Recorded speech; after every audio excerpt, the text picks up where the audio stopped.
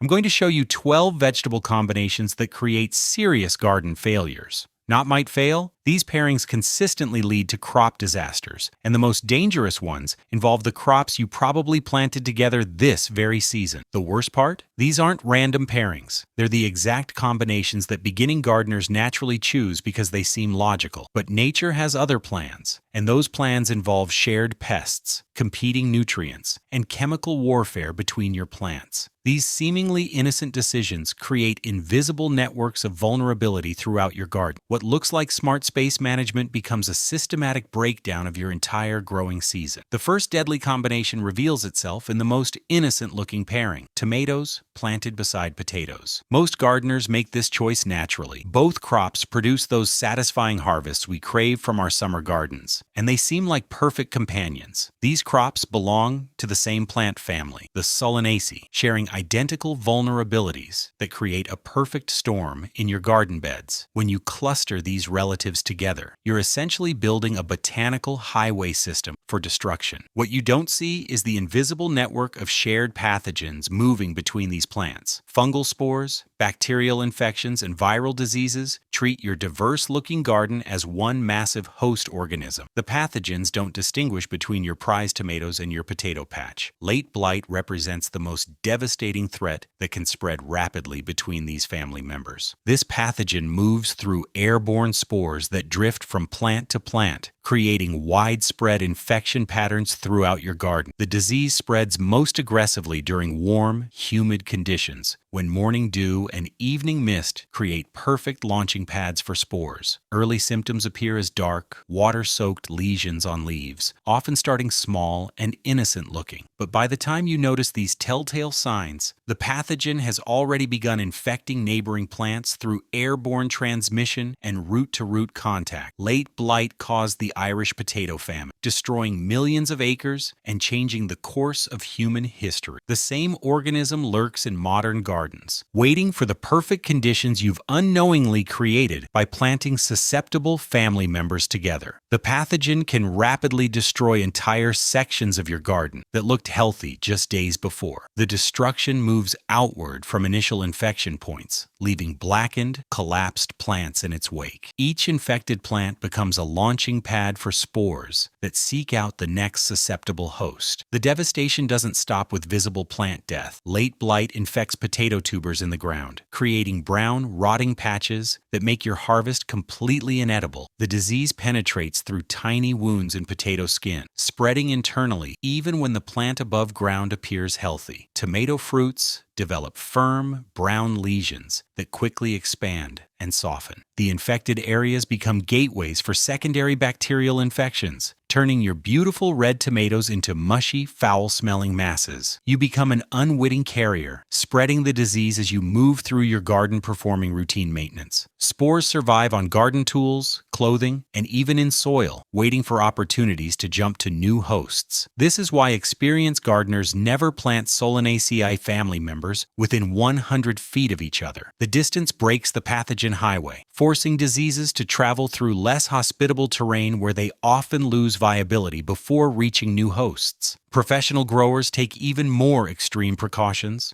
Commercial operations maintain quarter-mile buffer zones between different Solanaceae crops, treating each family member as a potential biological weapon against the others. The separation strategy works because most fungal spores lose viability as they travel longer distances. Wind dispersal becomes less effective over greater spans, and spores encounter hostile environmental conditions that kill them before they reach susceptible plants. But the Solanaceae family holds more deadly secrets than just late blight. Pepper plants, eggplants, and even ornamental petunias share these same vulnerabilities, expanding the danger zone far beyond your obvious vegetable plantings. The entire family operates as an interconnected web of shared weaknesses. Understanding plant family relationships becomes crucial for preventing these disasters. When you group related plants together, you're not just risking one crop failure. You're creating conditions where a single pathogen can devastate multiple harvests simultaneously. The invisible connections between seemingly different plants extend beyond just disease transmission. Some combinations create entirely different types of problems that appear completely unrelated to family genetics. The corn and tomato pairing reveals another dangerous combination that most gardeners consider completely logical. Here's an arrangement that seems innocent enough: corn providing natural stakes for climbing tomatoes. The setup looks like smart gardening, using one plant's strength to support another's growth habit. Many gardeners assume this follows traditional indigenous Three Sisters principles, creating beneficial partnerships between different crops. This combination creates what entomologists call a pest superhighway, a direct corridor for destructive insects to move between crops without obstacles. The tall corn stalks and sprawling tomato vines form continuous pathways that eliminate the natural barriers pests normally encounter when moving between different plant types. The corn earworm becomes the primary villain in this garden drama. It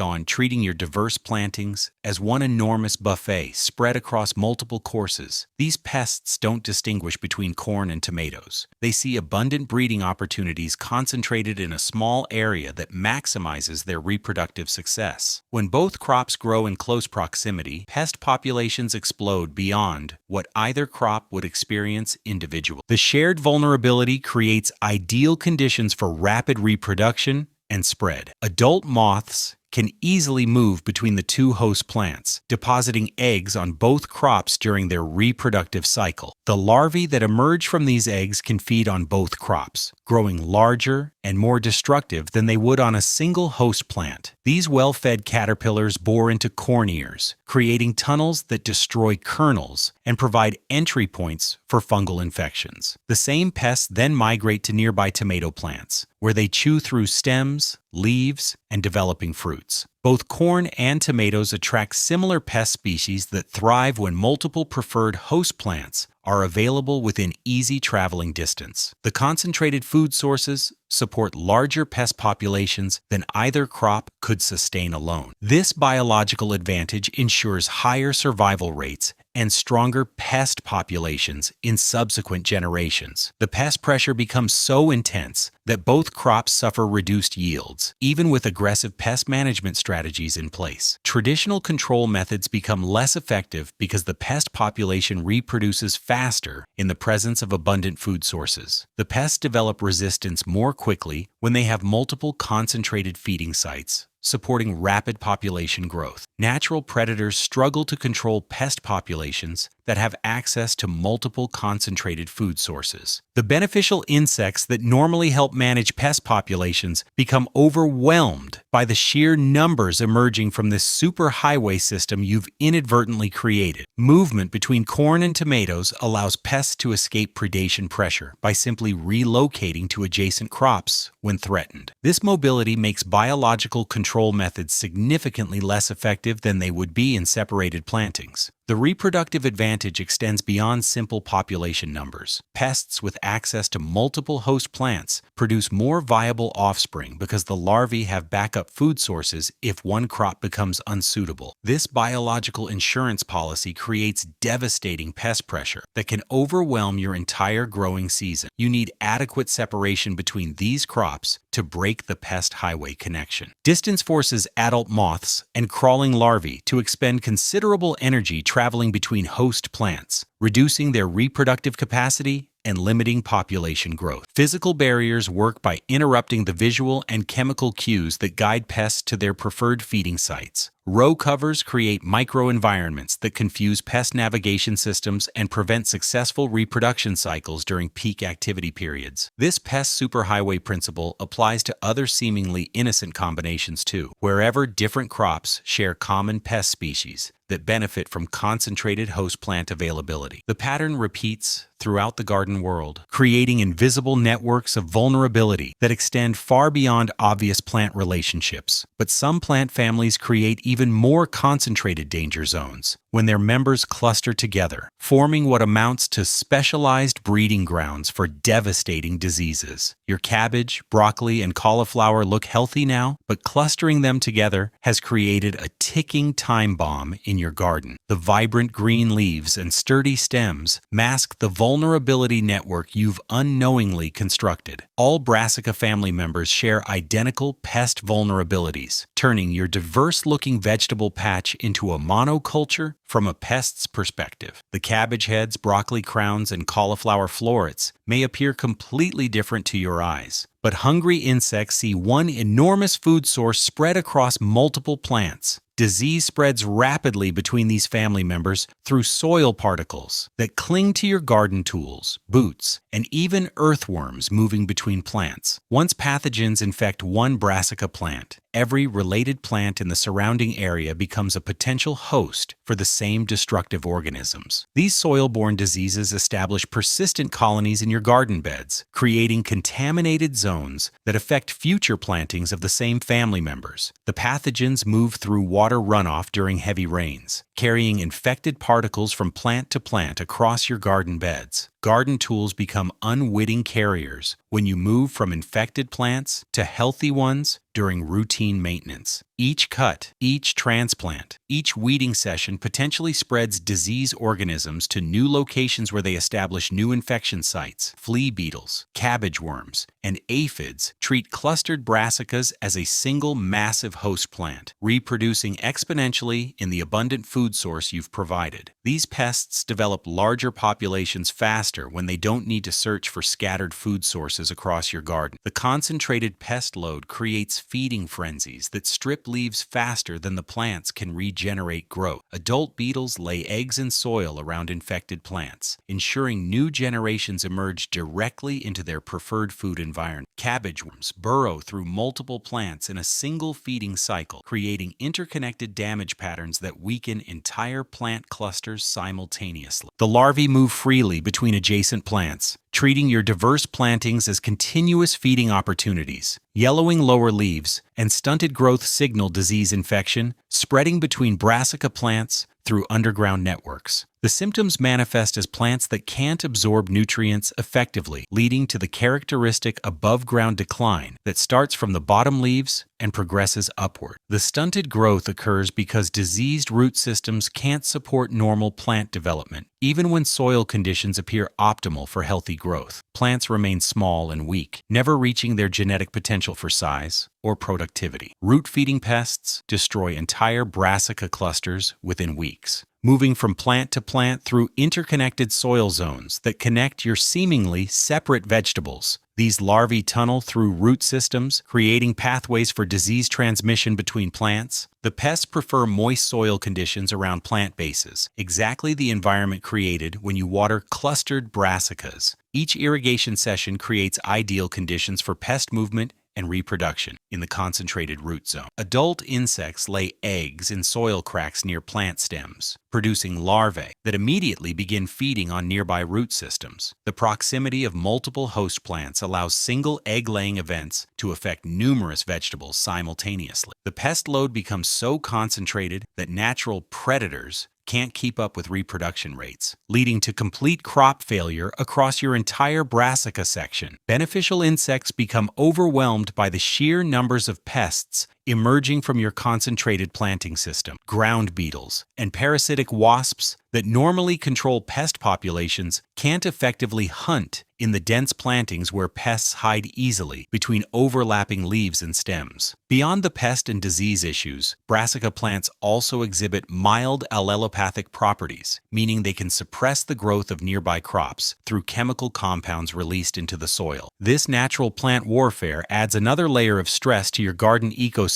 when these family members cluster together. Space brassica family members at adequate distances and rotate them to different garden areas each season to break disease cycles and prevent pathogen accumulation. This separation forces pests to expend energy traveling between hosts, reducing their reproductive success and survival rates. Rotation prevents soil-borne pathogens from building up in specific locations, breaking the persistent infection cycles that devastate continuous plantings of the same family members. Understanding these family-based vulnerability networks reveals why certain plant combinations consistently create concentrated disease reservoirs throughout your garden. The cucumber family demonstrates these vulnerability networks in devastating detail. Cucumbers, squash, and melons growing together create what plant pathologists call a disease reservoir, a concentrated source of infection that transforms your diverse garden into a biological weapon against itself. The sprawling vines and broad leaves may look different to your eyes, but pathogens see one enormous host system spread across multiple plants. These cucurbit family members share bacterial wilt, spread by cucumber beetles that treat your diverse plantings as one giant host. The striped and spotted beetles move freely between cucumber vines and squash plants, carrying deadly bacteria from leaf to leaf without encountering any natural barriers to slow their destructive journey. Cucumber beetles feed voraciously on all cucurbit family members, creating wounds that provide entry points for bacterial infections. The beetles' feeding behavior becomes more aggressive when abundant food sources are concentrated in small areas, leading to increased plant damage and faster disease transmission rates. The beetles acquire the pathogen by feeding on infected plant tissues, then carry the bacteria while spreading the disease to every new plant they encounter. Adult beetles overwinter in plant debris and emerge in spring already carrying bacterial infections from the previous season. They immediately begin spreading last year's pathogens to your new plantings, creating continuous infection cycles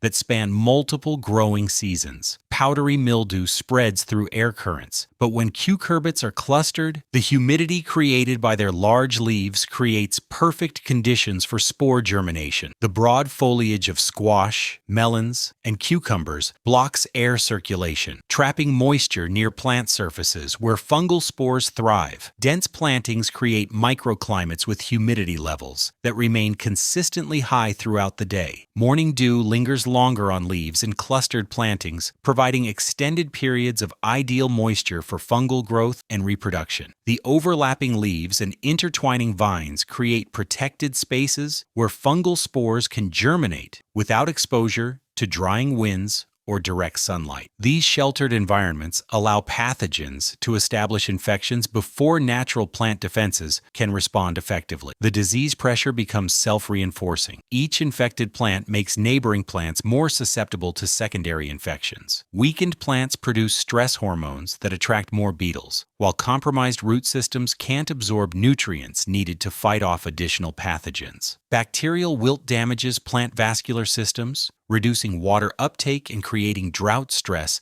that makes plants vulnerable to fungal infections. The combination of bacterial and fungal pathogens creates effects that kill plants faster than either disease would alone. Disease transmission rates increase dramatically when host plants are concentrated within beetle flight ranges. Single infected plants can spread bacteria to neighboring plants within days. When beetle populations are high and host plants are abundant, entire sections of cucumber family plants can collapse within a week once bacterial wilt takes hold in closely planted areas. The visual symptoms progress from individual leaf wilting to complete plant collapse as bacteria block water-conducting tissues throughout the vascular system. Infected plants develop characteristic wilting patterns that start with individual leaves but quickly progress to entire plant sections. The wilting occurs even when soil moisture is adequate, indicating internal vascular damage rather than drought stress. Plant cucurbit family members in separate garden zones with at least 50 feet between different species to break disease transmission cycles. This distance forces beetles to expend energy traveling between hosts, reducing their feeding efficiency and reproductive success. The separation disrupts the continuous habitat that allows beetle populations to build up to destructive levels during the growing season. Understanding these shared vulnerabilities reveals why certain plant families consistently create concentrated infection zones throughout your garden. But disease transmission represents only one type of plant warfare. Some combinations wage chemical battles that operate through entirely different mechanisms, creating invisible zones of destruction that affect crops in ways most gardeners never suspect. Onions and garlic seem like perfect companion plants, but this combination creates an allelopathic dead zone that stunts neighboring crops through invisible chemical warfare. The familiar bulbs release sulfur compounds into the soil that act as botanical toxins, suppressing growth in ways that baffle unsuspecting gardeners. Allium family plants release sulfur compounds that inhibit seed germination and root development in nearby vegetables. These chemical weapons seep from roots into surrounding soil, creating toxic zones that extend beyond what you'd expect from such humble garden staples. The sulfur-based compounds work like underground poison networks, spreading through soil water and root contact to affect plants growing several feet away. Each rain shower and irrigation session carries these allelopathic chemicals further through your garden beds, expanding the contaminated area. These chemical weapons work slowly and invisibly, causing mysterious growth problems that gardeners often blame on poor soil or weather conditions. Your beans fail to germinate properly, your lettuce tastes bitter, your spinach bolts early, but the real culprit hides in plain sight among your onion rows. The symptoms develop gradually over weeks and months, making the connection between allium plants and neighboring crop failures nearly impossible to detect without understanding the underlying chemistry. Plants simply perform poorly for no apparent reason. Garden soil tests reveal adequate nutrition and proper pH levels, yet affected crops continue struggling. The invisible allelopathic compounds don't show up in standard soil analyses, leaving gardeners mystified by persistent growth problems. Beans and peas struggle significantly when planted within close proximity to established allium crops. These legumes show particular sensitivity to allelopathic effects, with germination rates dropping substantially in contaminated soil areas. The nitrogen-fixing bacteria that legumes depend on for healthy growth also suffer from exposure to allium root exudates. These beneficial soil organisms become less efficient at converting atmospheric nitrogen into plant-available forms, creating secondary nutritional deficiencies. Young bean and pea seedlings develop yellowing leaves and stunted root systems when growing in soil affected by allium allelopathy. The plants never recover their full growth potential, producing smaller harvests throughout the growing season. Lettuce and spinach develop bitter flavors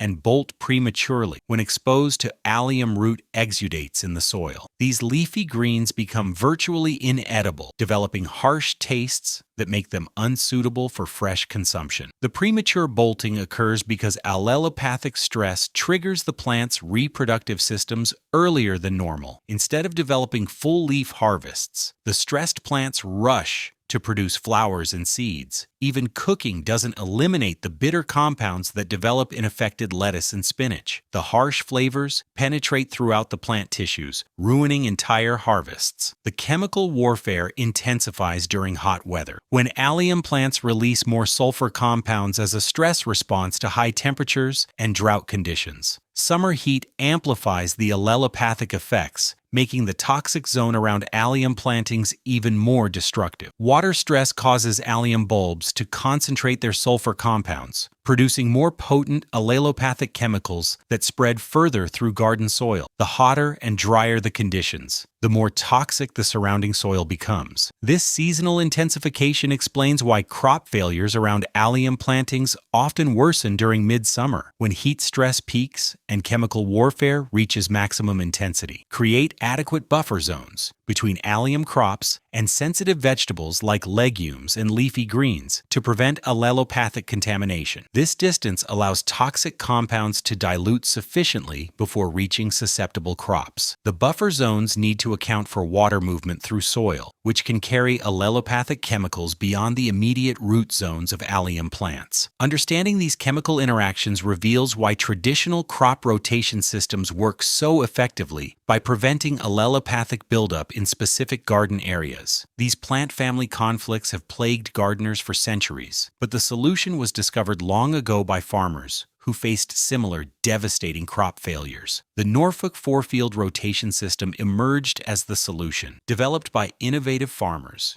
who understood that separating plant families both spatially and temporally could break pest and disease cycles through strategic crop placement. This revolutionary approach treated the entire farm as a living ecosystem where each field played a specific role in maintaining soil health and preventing pathogen buildup. Modern gardeners abandon this wisdom in favor of convenience. unknowingly recreating the same problems that devastated 18th century agriculture. We plant our tomatoes next to our peppers because they look good together. We cluster our cabbage family crops because they have similar water needs. We ignore 3 centuries of agricultural knowledge in favor of neat garden rows and visual appeal. The Norfolk system alternated root crops, grains, legumes, and fodder crops in a 4-year cycle, ensuring no plant family occupied the same space twice in succession. Year 1 featured turnips and other root vegetables that broke up compacted soil and served as valuable forage crops. Year 2 brought barley or wheat that utilized the loosened earth. Year 3 introduced clover and other legumes that restored nitrogen while providing additional fodder. Year 4 concluded with other fodder crops that fed livestock whose manure enriched the soil for the next cycle. This rotation broke pathogen life cycles by removing host plants before diseases could establish permanent soil colonies. Fungal spores died out when their preferred host disappeared for multiple growing seasons. Bacterial infections lost their ability to overwinter when susceptible plants weren't available to maintain the pathogen population. The system depleted pest populations by eliminating continuous food sources that allowed insect reproduction cycles to build momentum.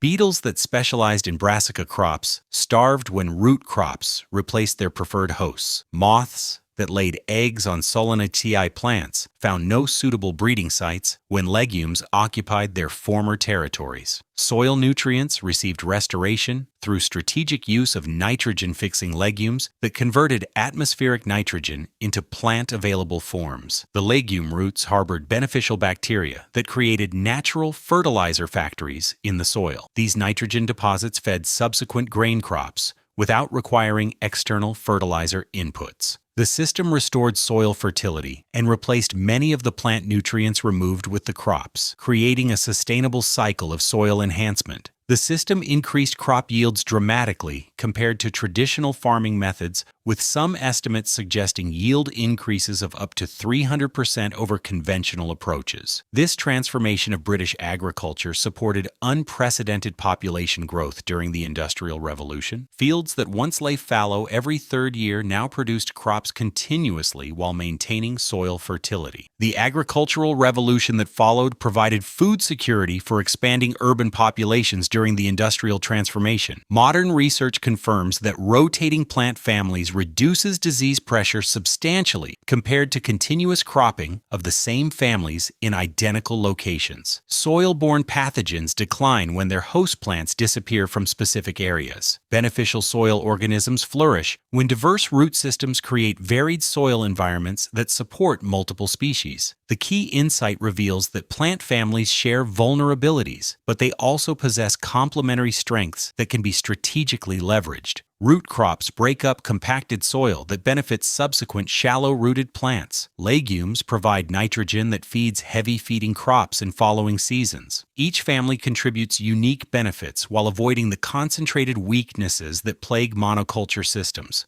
Apply Norfolk principles by grouping vegetables by family, then rotating these groups through different garden sections each year. Dedicate one area to Solanaceae crops this season, then move them to a different section next year while planting brassicas in their former location. The 3rd year brings legumes to the original Solanaceae area, followed by root crops in year 4. The rotation forces pests and diseases to travel longer distances between host plants, reducing their survival rates and reproductive success. Pathogens that overwinter in soil find no suitable hosts when different plant families occupy their former territories. Garden planning becomes systematic rather than random when you understand which families follow each other most beneficially. Nitrogen-hungry brassicas perform best after nitrogen-fixing legumes. Root crops thrive in soil loosened by previous deep-rooted plants. This historical solution transforms garden planning from guesswork into strategic warfare against pests and diseases, using time and space as weapons against the biological enemies that threaten your harvest. Understanding these family relationships becomes the foundation for preventing the disasters that plague gardens where related plants cluster together. These family connections create the pest highways and disease reservoirs that destroy your harvests. The vegetables that seem like natural partners are often members of the same plant family, sharing identical vulnerabilities that guarantee failure when planted together. Your tomatoes and potatoes both belong to the Solanaceae family. Your cabbage, broccoli, and cauliflower share Brassica genetics. Transform your garden planning by organizing crops into family groups rather than planting by convenience or appearance. This systematic approach eliminates most common crop failures by breaking the biological networks that connect related plants through shared enemies. Strategic family-based planning creates resilient gardens that resist the pest and disease cycles that devastate random plantings. Which of these deadly plant combinations surprised you the most? Share your garden disaster stories in the comments below.